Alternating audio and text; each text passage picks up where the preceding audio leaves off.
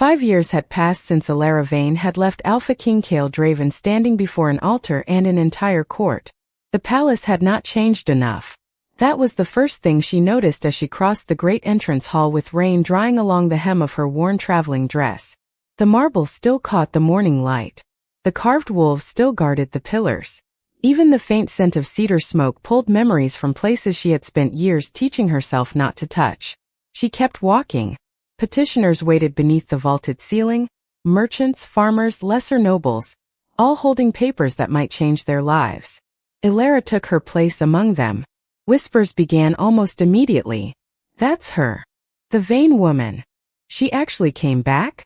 Elara lowered her eyes but did not move. Once, servants would have rushed to take her cloak. Once, her family name had opened every door in this palace. Now House Veyne owned almost nothing. The estates had been swallowed by debt. Her remaining relatives had scattered. Families who had depended on Veyne land for generations were being driven from homes Elara no longer possessed the authority to protect. That was why she had come. Not for her old rooms. Not for her title. And certainly not for the man she had abandoned. The great doors at the far end of the chamber opened. Conversation died. Kael entered surrounded by the quiet authority of a king, who no longer needed to prove he possessed it. He was 32 now, harder through the shoulders, colder around the eyes. 5 years had sharpened him rather than diminished him. Elara's chest tightened. She had prepared herself for hatred. She had not prepared herself for recognition. Kael's gaze moved across the petitioners and stopped on her. Nothing changed in his expression. That somehow hurt more. A courtier near the throne noticed where his king was looking. Then another did. Within seconds, the room seemed to remember all at once. 5 years earlier, these walls had held flowers, music, and hundreds of witnesses waiting for Elara Veyne to become their queen. Instead, she had walked away. Kael had remained at the altar alone. Elara forced herself to meet his eyes. She could leave. Every instinct that had kept her alive these 5 years told her to do exactly that. Then she remembered the families sleeping 3 to a room in borrowed cottages, the children whose winter stores were nearly gone, and the promises she had made despite having almost nothing left to give. So she stayed. Kael studied her for another long moment. Then he turned to his guards. Clear the court. A murmur swept through the chamber. Elara's pulse stumbled as petitioners and nobles were ushered toward the doors until the enormous hall emptied around her. At last, only distance remained between them. Kael descended the steps from his throne. His face was controlled, his voice quieter than she remembered. You cross 5 years and half a kingdom to stand before me again. Elara swallowed. Yes. His gaze dropped briefly to her worn cloak, then returned to her face. You need something. She could not deny it. Yes. Kael stopped several feet away. The man she had once expected to marry looked at the woman who had ruined him publicly, and for the first time, something entered his eyes. Not love. Not mercy. The memory of humiliation. Then beg. Elara had imagined this moment often enough to know that imagination had been merciful. She lowered her head. I am asking for sanctuary. Kael gave a humorless laugh. For yourself. No, that made him pause. Elara forced her hands to remain still at her sides. There are families who remained on Veyne lands after the estates fell into debt. Some served my house for generations. Others simply had nowhere else to go. The remaining properties are being seized, and they have no legal protection once that happens. Kael's expression hardened. And after exhausting every other door, you remembered mine. I remembered what your authority could do for them. For them. He repeated the words as though testing whether they contained a lie. How convenient. Elara accepted the blow without answering. Kael moved closer. 5 years ago you had wealth, a name, and a place beside me. You walked away from all of it.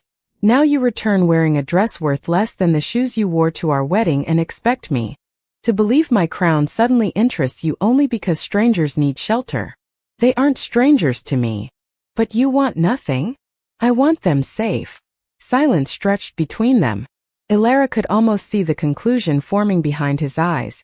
Poverty had finally accomplished what love had failed to do. It had brought Elara Veyne crawling back. She could have defended herself. Instead, she said, If you require payment for the petition, tell me what I can give. Something flickered across his face and vanished. Kael turned toward the council table. Two senior officials who had remained at the edge of the chamber stood waiting beside several bundles of documents. The Crown does not sell protection to desperate families, he said. They will receive temporary sanctuary, while their claims are reviewed. Elara stared at him. Relief came so sharply that her knees nearly weakened. Thank you. Do not. His voice stopped her. Do not mistake my decision for forgiveness. Whatever I think of you has nothing to do with whether innocent people deserve roofs over their heads. I understand. And she did. That almost made his mercy harder to bear. Kael picked up one of the documents. The Veyne holdings are already under royal investigation. Debts, disputed ownership, missing accounts. Several border properties changed hands through transactions my officials cannot reconstruct. Elara's relief tightened into unease. I kept some of those accounts before I left. I know. His eyes settled on her again. You know the estates, the old routes, the tenants, the household records. My officials do not. Elara understood before he said it. You want me to help. I require you to help. Kael placed the papers back on the table. Until the investigation is complete, you remain at court. The words landed with the force of a locked door. 5 years avoiding this palace, avoiding him, and now the price of protecting those families was staying within reach of everything she had fled. Still, there was only one answer. I'll stay. Kael watched her carefully, perhaps waiting for resistance. None came.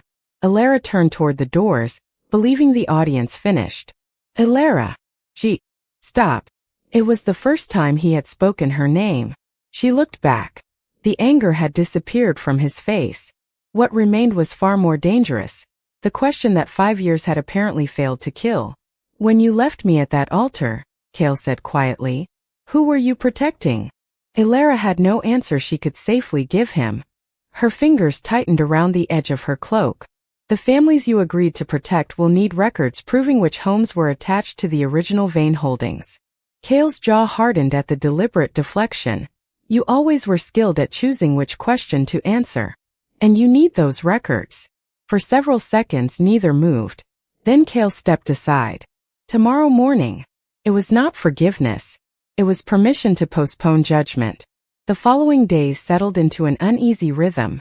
Elara spent hours with royal officials reconstructing ledgers from surviving copies, tracing property boundaries and identifying names that meant nothing to the clerks but carried entire histories for her. Once she would have known which family hosted the finest winter feast. Now she knew which widow had 3 children, which farms had lost livestock, and which households could survive another month without assistance. 5 years had taught her the mathematics of scarcity. Kael noticed. He also noticed that whenever officials discussed restoring disputed Veyne property, Elara redirected them toward the tenants. You could recover some of this land, he said one afternoon. They stood over a table crowded with maps and account books. I didn't come for land. You keep saying that. Because you keep expecting the answer to change. His eyes lifted to hers. For one dangerous moment, they were not king and petitioner. They were two people who remembered exactly how easily conversation between them had once become something warmer. Elara looked back at the ledger. Later, while searching the royal archives for an older boundary agreement, she opened a storage case containing documents from the year of their intended marriage. Her breath stopped. There, beneath the royal seal, lay their unfinished marriage document. Kael had never destroyed it. She did not touch it. You found the wrong records. His voice came from behind her. Elara closed the case carefully. Apparently. Kael offered no explanation for why it still existed, and she asked for none. They returned to the investigation. The surviving Veyne accounts revealed something stranger than unpaid debts. Large sums had begun leaving the family reserves immediately before the wedding, transferred through intermediaries whose names had later disappeared from official records. One name made Elara go still. Lord Serrick, a former council ally whose faction had collapsed shortly after her disappearance. Kael saw her reaction. You knew him. I knew of him. That isn't what your face said. Elara turned another page too quickly. Kael reached across the table and stopped it with his hand. Look at me. She did. Why does a dead council faction frighten you? It doesn't. A lie, and both of them knew it.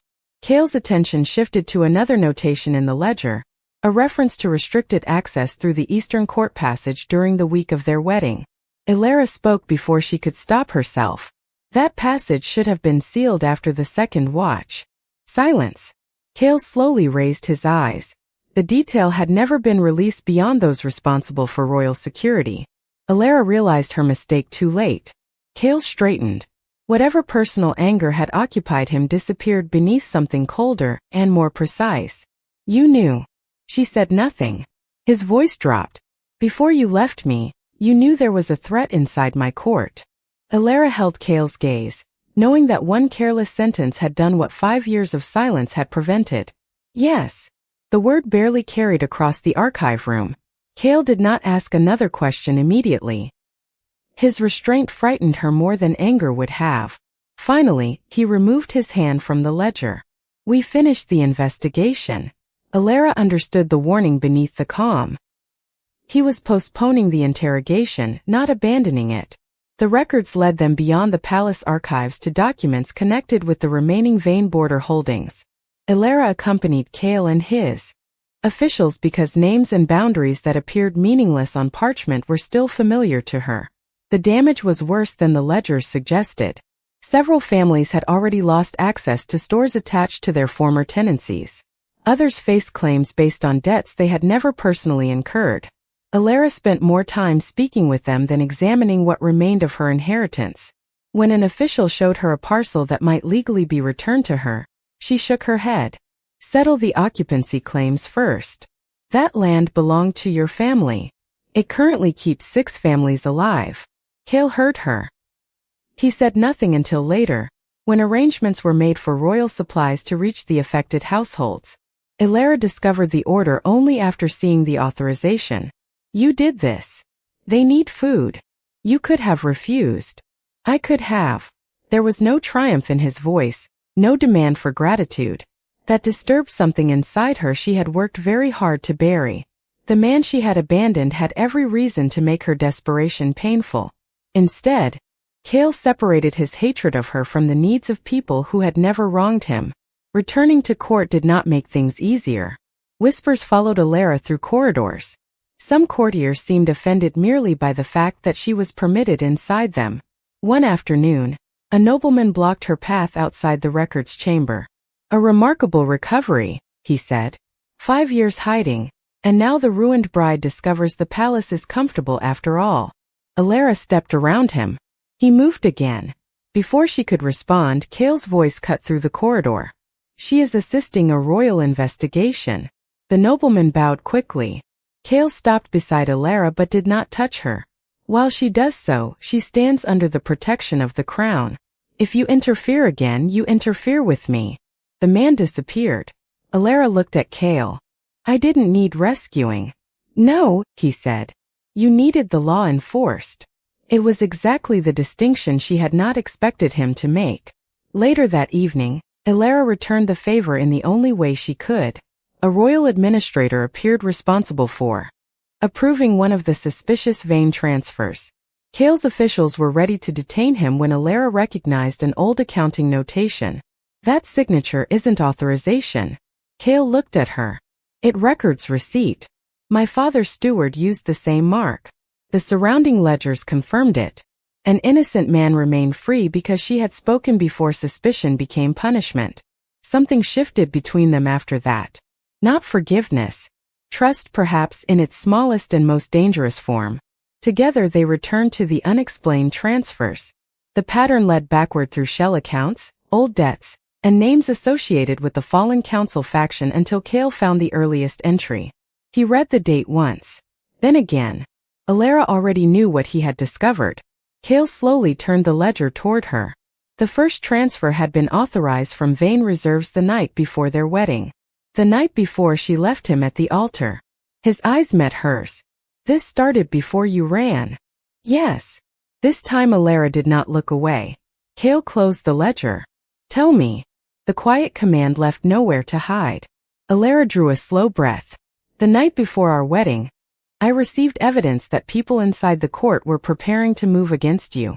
What evidence? Records, names, access schedules, payments made through accounts connected to my family. His expression sharpened. The transfers. Some of them. I didn't understand the entire structure then. I only knew enough to understand that our wedding was part of it. Kael went completely still. How? I didn't know. That is not an answer. It is the only one I can give you. Anger flashed across his face, but Elara continued before courage deserted her. The ceremony was supposed to consolidate the crown and House Veyne publicly. Someone intended to use that moment. I didn't know whether the attack would be political, physical, or both. I didn't know how many people around you were involved. So you trusted no one. I didn't know whom I could trust. You could have trusted me. The word struck harder because he did not raise his voice. Elara looked down. Before dawn that morning 5 years ago, she had begun moving money through Veyne accounts.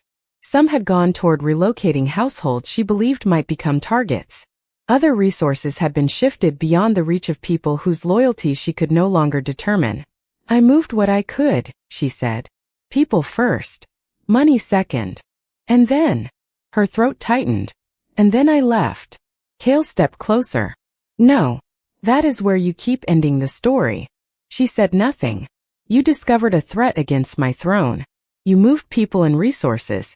Fine. I can understand fear. I can even understand secrecy for a few hours.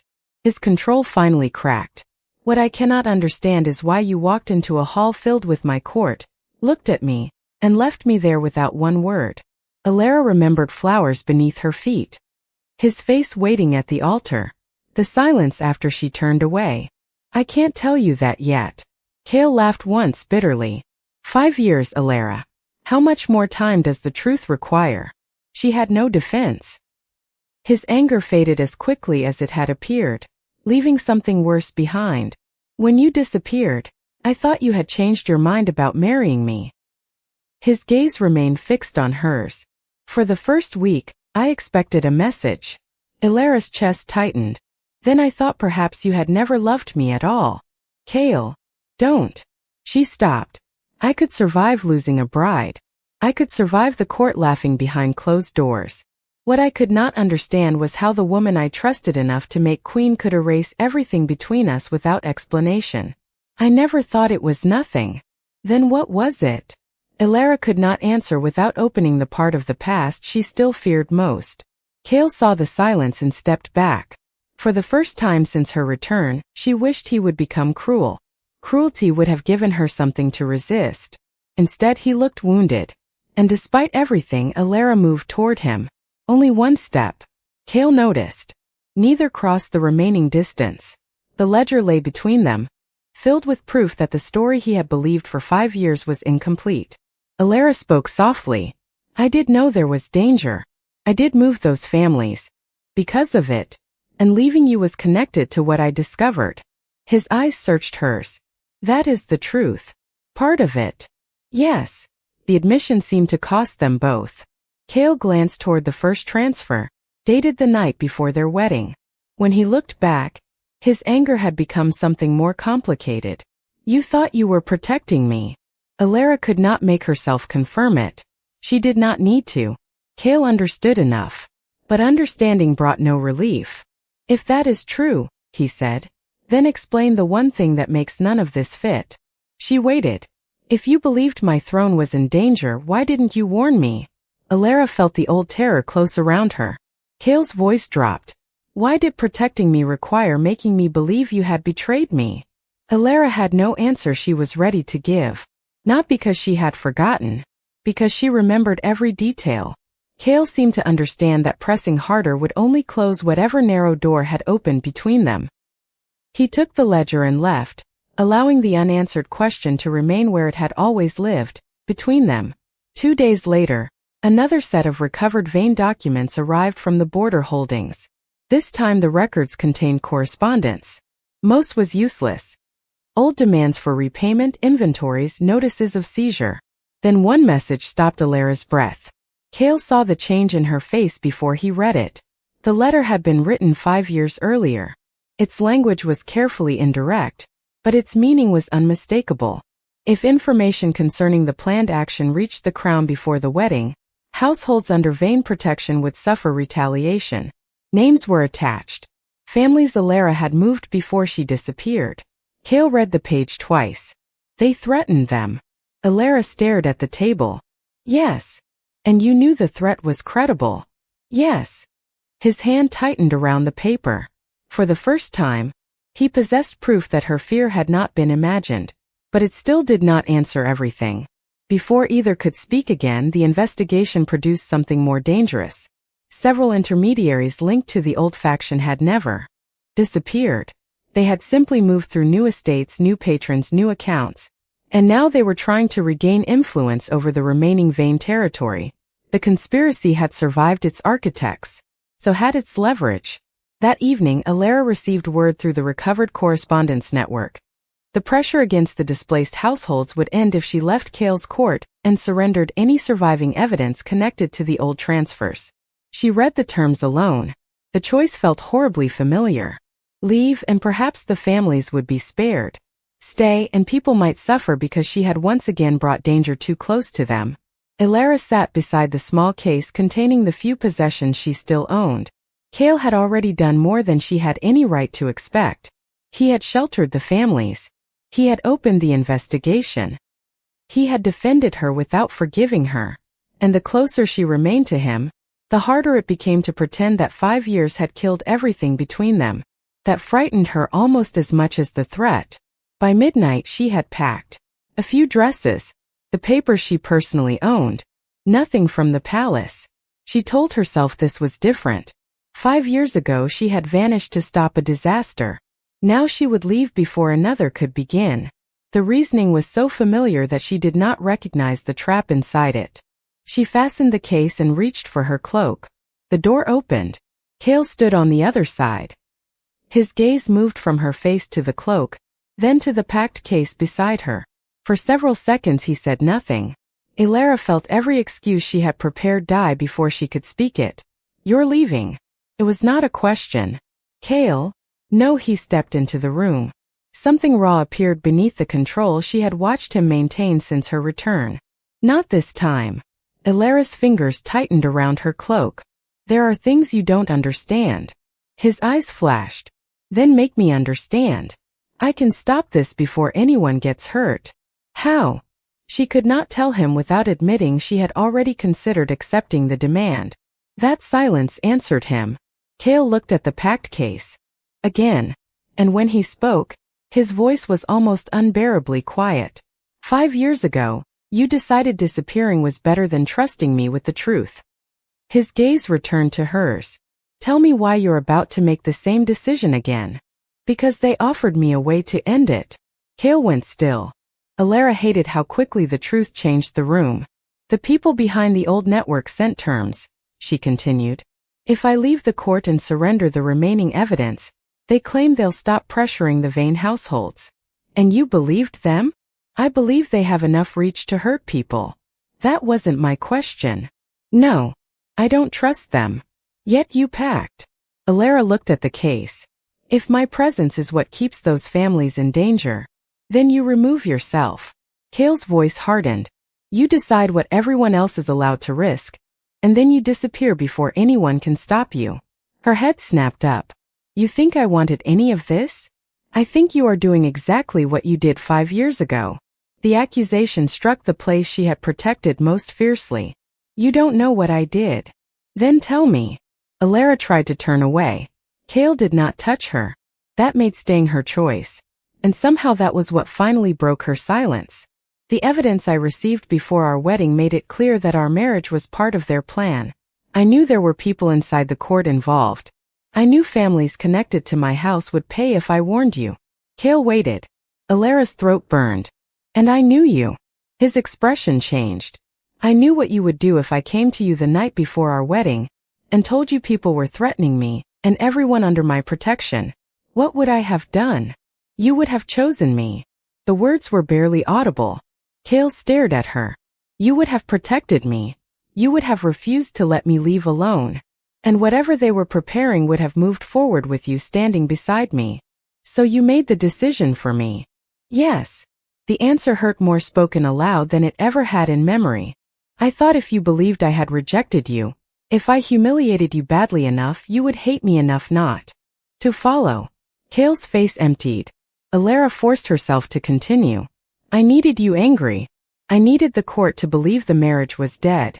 I needed whoever was watching to believe there was nothing left between House Veyne and the crown worth using. And afterward? I kept moving the threatened families. Then the accounts were seized. The debt spread. By the time I understood how much damage had been done, returning meant exposing people I still couldn't guarantee were safe. 5 years. I know. No, Elara. His voice cracked at last. You know what you lost. You do not know what you chose for me. She flinched. I thought I was saving you. You were controlling me. The words silenced her. Kael looked toward the packed case. You loved me enough to sacrifice yourself and trusted me so little that you denied me any part in that sacrifice. Elara felt tears sting her eyes, but she did not turn away. He was right. That was the truth beneath every nobler explanation she had built around herself. Before either could speak again, urgent word reached them from the investigation. Pressure had moved against the protected Veyne households. The surviving network had begun acting despite the offer made to Elara. Her disappearance would solve nothing. For one terrible moment, instinct screamed at her to go anyway, to surrender herself, surrender the evidence, find some new bargain and carry the danger alone. She looked at Kael. 5 years ago, she had decided what he could survive. Tonight she had almost done it again. Elara slowly removed her cloak. Then she unpacked the papers she had intended to take. Every surviving document. Every correspondence page. Every record she had kept apart because possessing all of it in one place frightened her. Kael watched without speaking. Elara gathered the evidence against her chest and walked past him. Not toward the palace gates. Toward the council chamber. When Kael joined her there, she placed everything on the table between them. No hidden page. No private bargain. No escape prepared behind his back. I don't know what this will cost me, she said. And I don't know what you'll choose when you know everything. Her hands trembled, but she left them on the table. 5 years ago, I decided for both of us. She met his eyes. I won't do that again. Elara pushed the complete evidence toward him. This time we decide together. Kael looked at the document she had pushed toward him. Then he pulled out the chair beside his own. Not across from him. Beside him. Show me. So Elara did. They began with the transfers made the night before their wedding, then followed the money backward through accounts that had appeared unrelated 5 years ago. Beside them lay the recovered correspondence, access schedules, debt records, and the names of men attached to the fallen council faction. Seen separately, each piece had once been incomplete. Together they formed the trap. The conspirators had deliberately made House Veyne appear to be gathering resources for a seizure of power. Elara's marriage to Kael would have completed the picture. The crown joined publicly to a noble house that could then be accused of positioning itself around the throne. If we had married that morning, Kael said, studying the records, they would have presented these transfers as proof. Elara nodded. And if you defended me afterward, they could claim you were protecting the house conspiring through your own marriage. The threatened Veyne households had been the second blade. Warn Kael and they would suffer.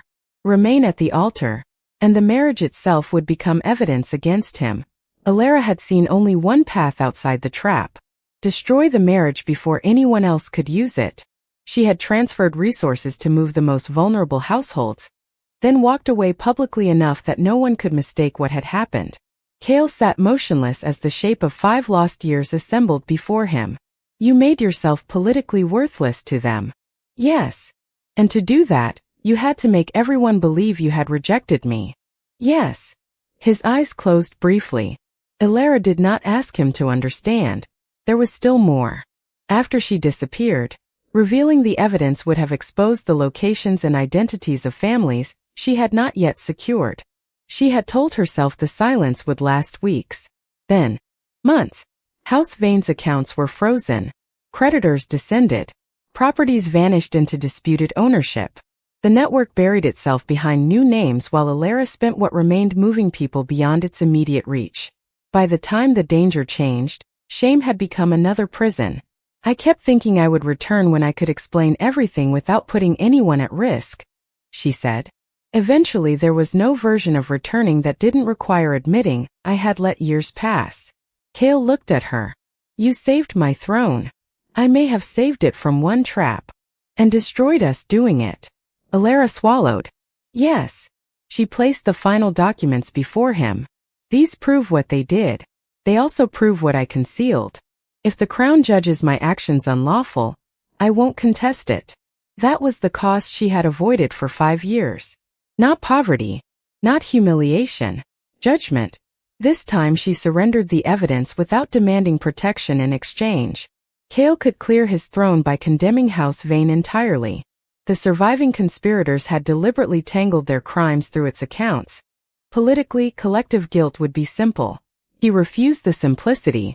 By morning, the evidence was placed before the Royal Council. Kael ordered the old transfers separated transaction by transaction, distinguishing coerced movements, legitimate household relocations, and conspiratorial funds. Some protested reopening a scandal that could weaken confidence in the crown. Kael did it anyway. Elara stood before the same institution she had once fled and testified to what she had known, what she had done, and what she had hidden. Kael did not speak for her. He let her speak. The surviving network could not withstand the combined record. The old access schedules connected its members to the planned breach. Financial trails tied their intermediaries to the manufactured Veyne debts. Their new pressure against the protected households demonstrated that the same mechanism had never truly ended. No single confession destroyed them. Their own accumulated evidence did. When it was over, Elara remained standing. She had expected relief. Instead she felt exhausted. Kael found her after the council dispersed. For a moment neither spoke. Then he said, "Knowing why you left does not give me back those 5 years. I know. It does not make what you did right. I know that too." She forced herself to hold his gaze. "I'm not asking the truth to erase what I did. What are you asking?" Elara thought of the altar, of the pact case, of every moment she had mistaken disappearing for love, for the chance to stop making choices out of fear. Kael's expression softened but only slightly. "And us." She breathed in. "I don't know if there is still an us." There was pain in saying it but also freedom. "I know only that if there ever is, I want it built on what we choose now. Not what we were 5 years ago." Kael looked at her for a long time. Then he extended his hand. Not an order. Not forgiveness disguised as one. A choice. Elara stared at it. 5 years ago, she had loved him enough to leave without asking what he wanted. This time she understood that love without choice could become another kind of cage. She placed her hand in his. Kael's fingers closed around hers. Neither promised that the damage was gone. Neither pretended the truth had healed it. But when they walked from the council chamber, they walked together.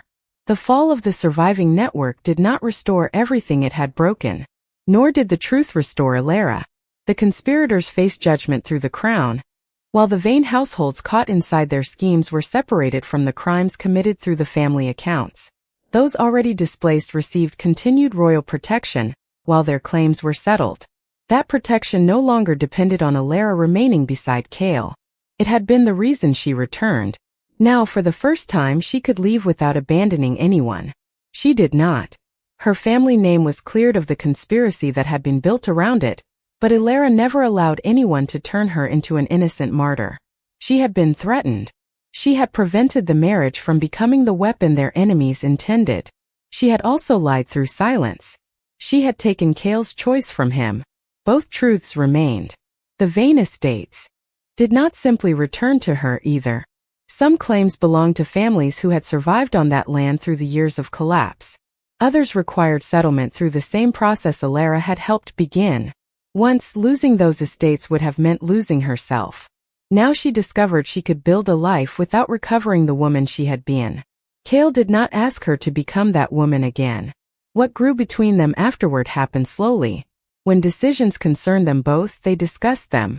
When Elara felt the old instinct to solve danger by carrying it alone, she told him. When Kael's distrust made him question what she was withholding, he asked instead of turning suspicion into judgment. Sometimes they argued. Sometimes 5 years stood between them like a third person in the room. Neither pretended otherwise. Trust returned through ordinary choices until those choices became something stronger than promises. Eventually, they returned to the ceremonial hall. Elara stopped inside the doors. She had thought the room would feel smaller after everything that had happened. It did not. She could still remember the flowers, the assembled court, Kael waiting at the altar, and herself turning away. Today the court was gathered again. But there was no political necessity binding House Veyne to the crown. No conspiracy waiting to turn their union into evidence. No desperate petitioner asking a king for sanctuary. Only two people who knew exactly what choosing each other could cost. Kael waited where he had waited 5 years earlier. This time Elara walked toward him. She stopped before the final step. A murmur moved through the court and disappeared. Kael looked at her. Elara understood that he would not reach for her first. Not because he doubted her. Because this choice belonged to her. I left you here once, she said softly. His eyes held hers. Yes. I told myself it was because I loved you. I know. She breathed through the ache of the memory. But I never asked whether you wanted to be saved that way. No, there was no accusation in the answer anymore. Only truth. Elara extended her hand. I'm asking now. Kael looked down at it, then back at her. And if I say no? Her heart tightened, but she did not retreat. Then I stay long enough to hear it. Something changed in his face. 5 years ago, she had fled because she believed love meant bearing the consequence alone. Now she remained before him without knowing what his answer would be. Kael extended his hand but stopped before touching hers. His choice waited there too. Elara smiled through the sudden sting in her eyes. Then she stepped forward. Kael did the same. Their hands met halfway. Around them stood the same court that had once watched its king abandoned before an altar. But neither Kael nor Elara looked at them. There was nothing left to prove to the room. 5 years earlier, Elara had walked away because she believed leaving was the only way to save the man she loved. 5 years later, she finally understood that staying could require far more courage. So before the same altar, beneath the eyes of the same kingdom, neither moved for the other until both were free to choose. Then together they took the final step.